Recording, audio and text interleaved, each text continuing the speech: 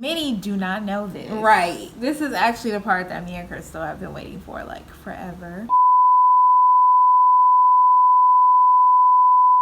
Hey, it's ChrystalChyna. And we are back with another Musicology. Yay. Episode 5.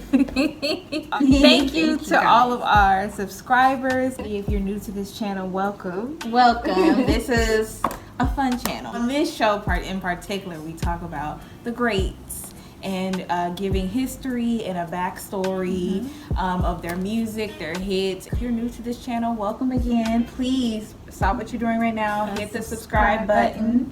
Hit the subscribe button, and after this video is done, please hit that like button and please comment below. We do this very often and we have fun doing these, and of course you can also give us suggestions, but please click that subscribe button. Today's episode is another one that's special. All of them are very special to us. We always say that, but they all are special to us. That's why we do them. Exactly. But we were like, okay, Crystal and I, when we first started performing, our main inspiration was Motown.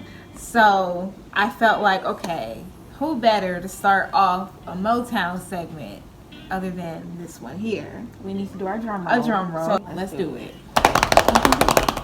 Tammi Terrell. Let's get it. Tammi Terrell was born Thomasina Winifred Montgomery on April 29th, 1945, to Jenny and Thomas Montgomery in Philadelphia, Pennsylvania. Another Philly baby. Initially, her parents thought she'd be a boy at birth and they were going to name her after her father Thomas, but then after she was born, she took up the name Thomasina, followed by the nickname Tommy. Tammi did see a lot of trauma as a young child. I read somewhere that her mom did experience mental health issues, but Tammi herself did start experiencing excruciating migraines as a young child, and she also was sexually assaulted at the age of 11.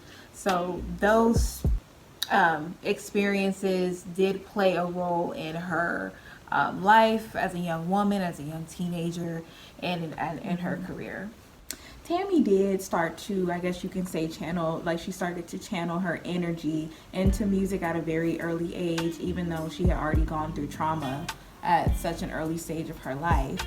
But she did start by doing regional talent contests, and before she knew it, but by the time she was 13, she was opening up for acts like Patti LaBelle and the Bluebells, and then she was discovered by Luther Dixon in 1960, and then that's when she signed to Scepter Records, which was a subsidiary of One Records. Under Scepter Records, Tammi did release a single called If You See Bill, and she released it under the name Tammi Montgomery. That's Tammi with a Y at this point in her life. Tammi Montgomery. And she also, at this time, was recording demos for the group The Shirelles. You guys know that song. Foolish little girl, a little girl, you didn't want him when he wanted you. That's The Shirelles. Yeah, we used to love that song. Yeah, we still do. We still love that song. Tammi recorded another single for Scepter Records, and at this time, she also was introduced to James Brown. He was interested in having her be a background vocalist for his review tour, so she signed a contract, and next thing you know, she was a backing vocalist for James Brown. Tammi did try her hand out, being in a girl group, but that was very short-lived. As we all know, girl groups, it's not for everybody. But she did make an exit, and she made a dignified one, because in 1963, she was able to record her own single called I Cried under James Brown's Try Me label, and that did chart at number 99. Tammi did become romantically involved with James Brown, who was 12 years her senior. He did begin to also abuse her as well. The abuse led Tammi to leave their professional and personal relationship to the side, and she signed with Checker Records. She then went on to release another single under Checker Records called If I Would Marry You. Unfortunately, this one did not do well. I don't even think it really charted like I Cried did, but at least Tammi was able to move on from that because that was not good for her at all, clearly. Tammi soon became interested in taking a break from, you know, the music industry. A well-deserved break, because she had already been through a lot, right? And she had already experienced heartbreak and abuse, so she needed to take a break. She decided to enroll at the University of Pennsylvania as a pre-med student, but her music was still in front of her. Like, she still had that kind of going for her, because not long after her enrolling into school, she was approached by Jerry Butler, which we all know. Yes.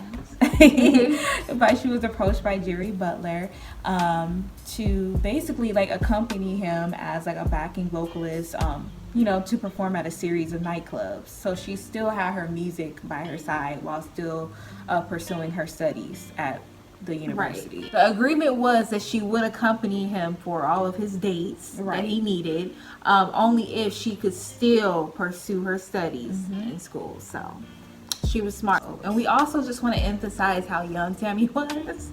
So she was a young woman at this point. She still was about maybe 18, 19 years old. So she was not well into her 20s trying to go back to school because she had missed out. No, she was still of school age, still trying to pursue music, but taking a break from it. But music just kept following her. Right. Tammi's big break definitely came when she was performing at Detroit's famous 20 Grand Club, where she was spotted by the Berry Gordy, the one and only. The one and only. There's no other. That was true. Diddy before there was a Diddy. Exactly. He was extremely intrigued by her performance. He wanted to sign her right away. And that signing took place on her 20th birthday. The perfect birthday gift. Like, come on now. Like, that is like a dream. To Motown? Exactly. Yes. Come on now. This is the height of Motown. Right. Exactly. This is the prime. Exactly. So like we previously mentioned before, you know, Tammi was going by Tammi Montgomery early in her singing career, but the Tammi had a Y. So once she signed to Motown, you know, she went under that Motown grooming, and the Tammi had an I ended to the last part, and she was Tammi Terrell. So once signed to Motown, you know, of course, Tammi wasted no time recording, baby. She got straight to work, and she released I Can't Believe You Love Me. And that was her first top 40 single, which is like, she was already climbing. She was working hard, because we had already mentioned like her first real single charted at number 99. And then she went through something where the other one didn't do as well. So she kept being steady, and she was progressing. In 1966, Tammi did enjoy a series of hits while at Motown, including her rendition of This Old Heart of Mine. Many do not know this. Right. This is actually the part that me and Crystal have been waiting for like forever. But many people do not know that it was Miss Tammi that actually recorded All I Do by Stevie Wonder first. All I Do was written by a teenage Stevie, so it still is a Stevie Wonder song. It was written by Stevie, Clarence Paul, and Morris Broadnax. Although Tammi was the first to record All I Do, her version of that song wasn't released until 32 years after her death, and it was on a Motown compilation album. They kept it in the vaults until they were to release that compilation album. I love her version. You make my soul a burning fire. You're getting to be my one desire. You're getting to be all that matters to me. I'm gonna tell you, boy, I hope and pray each day I live. A little more love I have to give. A little more love that's devoted and true. 'Cause all I do is think about you. Oh baby, is think about you. Like Tammy's, it definitely has that 60s swing. Do is think about you. Yeah. When Stevie recorded it for his Hotter Than July album, like you can hear the difference. Right. Tammy's has that 60s swing. Like it just, like the chords are the same, but as opposed to Stevie.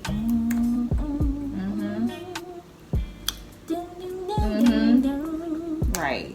You know, it's like the tempo It's totally different. It's totally different. Obviously because they were recorded in different time periods. But like Stevie's is definitely more of a groove, and Tammy's is more of a swing. Right. I think Tammi Terrell's version is definitely more pop. Yeah. Then both of them are R&B, but hers is very more pop based. Yeah. And his is very more groove, more soul based.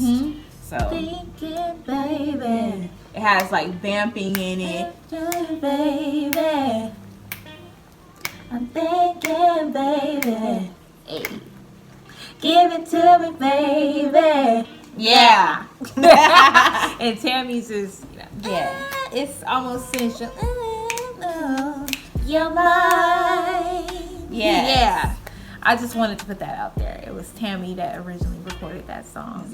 Exactly. In 1967, she was selected to replace Kim Weston as Marvin Gaye's singing partner, and they went on to do, as we all know, a whole bunch of duets together, like almost like an actual duo. Tammi, you know, she went on to record a series of duets with Marvin that were penned by Ashford and Simpson, the ones that we all know and love, like Ain't No Mountain High Enough. Ain't no mountain high enough. Ain't no valley low enough. Ain't no river wide enough to keep me from getting to you, babe. Ain't Nothing Like the Real Thing, Baby. Yeah. And You're All I Need to Get By. All I need to get by. So Tammi did go on and record 3 duet albums with Marvin. They recorded United in 1967, You're All I Need to Get By in 1968, and Easy in 1969. Tragedy struck, unfortunately. I hate this part, but going back to the excruciating headaches and migraines that Tammi experienced beginning in her childhood, that did start to follow her in her adulthood as well. During a performance with Marvin at Virginia Hampton Sydney College in 1967, Tammi did collapse in his arms, which was also a turning point for Marvin mentally as well. That might have to be visited in the Marvin Gaye video, but I just wanted to mention that, how traumatic that was for him, because him and Tammi were very close. After her collapse, she was then diagnosed with having a brain tumor from a former contusion. Also, you know, has been disputed whether it was from her past abuse and like her abusive relationships. Again, we're not really gonna go into that, but her health conditions did affect her career drastically. Following the collapse and all the ongoing health issues that followed, Tammi did end up having 8 operations in total. Following that, her health did start to deteriorate rapidly. She was unrecognizable. You know, she was confined to a wheelchair. She was becoming very thin, even to the point where she even reached 93 pounds. She was experiencing hair loss. She was really sick and ill. So this was a turning point for her, and especially, we keep emphasizing, she was so young. She was really advancing in her music career just for this health, you know, to be a big blow. Exactly. Even through all of this, Tammi did still have that fight in her. She really still did want to go out and perform and, you know, still record. Despite doctor's orders that she was not ready, she was not in good health to perform, especially in public. But she still wanted to fight through that. By 1969, Tammi, period, she was not able to perform publicly. She tried, and she did take like one club engagement despite her doctor's orders, but she was not in any condition to perform. And it is alleged that Valerie Simpson, you know, took her place with, you know, certain engagements and recordings, but that is disputed, so I guess we'll never really know if that's true or not. We would like to think that whatever last recordings, that's Tammi. So yeah, I'm gonna just go with that one. Yes. So in that same year, Tammi did see a release of a duet album with Chuck Jackson, but that was from her Scepter days, so those were early recordings, but it released in 1969. Tammi did release her only solo album called Irresistible, and that was comprised of early tracks in her career. The Onion song proved to be the most successful Marvin Gaye, Tammi Terrell collaboration in the UK. So just throwing it out there. Things like this did not last long. So although she was still technically releasing albums, she was still very sick. On March 16th, 1970, unfortunately, Tammi did pass away from complications of the brain tumor. She was only 24 years old. That makes us feel the type of way because we are 25, Right. and yeah, that's super young. I don't know if people look at Tammi and say, or if they even realize how young she was and how much she accomplished in her short life. Not to sound corny or anything, but she did major things in her 24 years of life, overcoming sexual assault and all those traumas from childhood, physical abuse, you know, already dealing with health issues from such a young age, and her persevering through that, still trying to, you know, go to school and pursue music. That is like a common thing just with young people trying to pursue artistry in any form. And she was still doing that while suffering from headaches. I don't know how she did it. I don't know how she did it. It does kind of, it breaks my heart because of what could have been. It's like, even though she did make her stamp on this world, what more she could have been able to do had she still been here. Right. She is a voice of Motown. Yes. Like when I think about Motown, she's one of the first ones that I think about. It means a lot to us just coming up and being young women and artists. We did, you know, we really looked up to the Motown style of doing things. So, and Tammi Terrell was definitely on our mood board for sure. For sure. But thank you so much for watching Musicology episode 5 on Miss Tammi Terrell. Please don't forget to like, comment, and subscribe. Please follow us. We're putting ChrystalChyna. emphasis on please subscribing. Please like this video, comment, And tell us what and you tell want us us what to you want see to next. see. Yes, We we love love you you guys. guys. Bye.